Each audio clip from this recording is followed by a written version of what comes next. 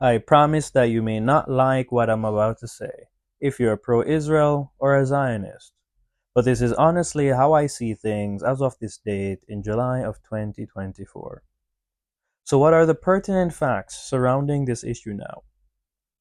Currently, President Biden remains in office despite calls for him to step down. Benjamin Netanyahu is still the point man for Israel.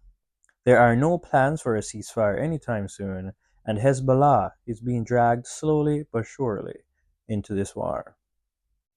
Based on these facts, as it currently stands, my opinion is that Israel should commit to a ceasefire, replace the Benjamin Netanyahu government, and accept the UN peace proposal of a two-state solution.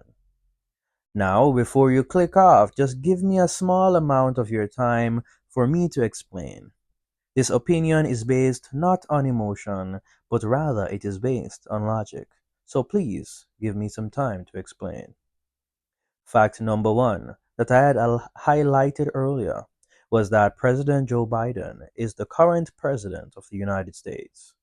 In a debate with former President Donald Trump, funnily enough, called President Biden a bad Palestinian. This remark highlights what is already well known by the American public. The Biden administration, and generally speaking, the Democrats, have a much softer stance towards the Palestinians and towards Muslims in general. This would definitely change if a Republican was president. Republicans and Israelis are much more aligned from a political and religious perspective. Many Protestant Christians believe that the Jews are God's chosen people and that it is their duty to help and to serve them. However, the Biden administration has said that they believe in a two-state solution and have showed frequent reluctance in aiding the Israeli administration. If Joe Biden remains president, then many pundits believe that Biden would slowly coerce the Israelis into accepting a two-state solution. If former President Trump wins, then there is a possibility that Israel could wipe out the Palestinians and annex both Gaza and the West Bank. There's a small possibility of this happening, but I'd venture to say that it is unlikely. This will become obvious when I expound on the other factors. Fact number two, Benjamin Netanyahu is still the point man for Israel. Prior to the October 7 attack by Hamas, Israel was on the verge of a civil war. Benjamin Netanyahu was a deeply unpopular president, and his attempts at gaining more power was denied to him by the Supreme Court. The minute that he steps down is the minute he goes to jail on felony charges, along with his dear beloved wife. Now, whether these charges are bogus or not is immaterial. That is the reality that he faces.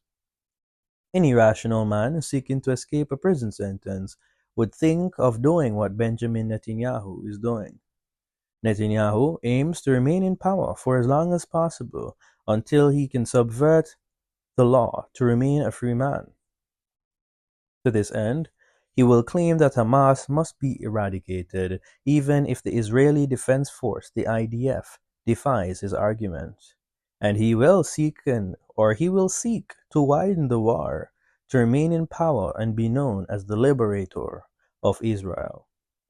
Widening the war will spell catastrophe for Israel, as I'll state later in this video. Benjamin Netanyahu is not the man Israel needs at this hour. Hundreds of thousands of Israelis protesting in the streets confirm that. Fact number three, there are no plans for a ceasefire. This fact refers mainly to the general consensus of the international community. The international community is overwhelmingly in favor of a ceasefire and overwhelmingly pro-Palestine. The United States' veto power is the only thing saving Israel from the wrath of the international community. The international community has universally demanded and condemned Israel's actions against Hamas and by extension the Palestinians. You may agree or disagree with the international community, but your opinions are irrelevant. Military and economic actions would have to be taken, or would have been taken, by the United Nations were it not for the United States' veto power. The international community is firmly against Israel, and that damage will be almost impossible to repair. A small nation such as Israel needs friends, and those are now in short supply. Fact number 4, and probably the most important. Hezbollah is being dragged slowly but surely into this war. The last time Hezbollah and Israel engaged in a showdown, Hezbollah proved that they were no slouch. Hezbollah resisted the Israeli Defense Force, the IDF, in a show of force that surprised Israel and the Western world. Hezbollah is a much stronger force now. Not only that, Hezbollah has the full support of Iran, and Iran has the support of both Russia and of China. Many military experts believe that Israel would be resoundingly defeated by Hezbollah, which would then necessitate American troops entering the war to fight alongside the Israelis. Hezbollah would receive much more significant support from Iran to stave off American presence and support in the war. The Iranians will have a target on their back, and if they enter the war, then both Russia and China would rush to Iran's aid. China, especially, relies on Iran for energy, and therefore will not take an existential threat on Iran sorry, very kindly. This could then set the stage for a world war. You see, this new world is a multipolarity. The world is no longer unipolar, with America on top. America has to respect the other two great powers, China and Russia. China, one could argue, is a peer competitor to the United States, a superpower.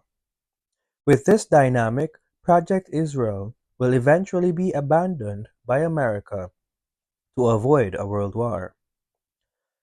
So you see, Israel's best option is to get rid of Benjamin Netanyahu, accept a permanent ceasefire, and accept the United Nations proposal for a two-state solution. This may be a hard pill for Israel, but any other route is likely to ensure the destruction and end of Israel. As I've said before, there is a slight possibility for them to drive out, annex, and occupy both Gaza and the West Bank. But they need a Republican president and no danger of a wider war in the Middle East to pull it off.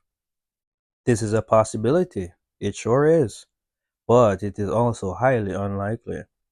Therefore, once again, my advice is to sack Benjamin Netanyahu, accept the permanent ceasefire, and accept the two-state solution as proposed by the United Nations.